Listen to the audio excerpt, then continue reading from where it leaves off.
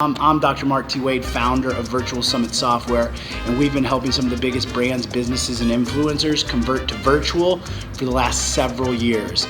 We're going to be here just a little behind the scenes. What we've got coming up here is I've got a virtual DJ that's going to be DJing music while we're going live. I've got a poet that's going to be coming on reciting some inspirational poems. We've got a couple keynotes that are going to be broken down into 10 to 20 minutes.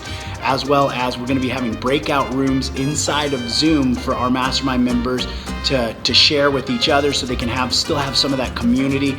And then we have one of our biggest keynote featured speakers coming on to actually do a Q&A. So we're not replicating the exact mastermind. We're actually getting creative and doing a few different things while still incorporating the theme of it so that it's not in replace of our postponed event, but it's to add extra value. And what a lot of our mastermind members are saying right now is that this is like a bonus, like they're getting more than what they paid for. So instead of this being a bad situation that's just happened, they're actually seeing this as an additional benefit. So reach out to us, go to virtualsummits.com to get more information on how you can take your event virtual.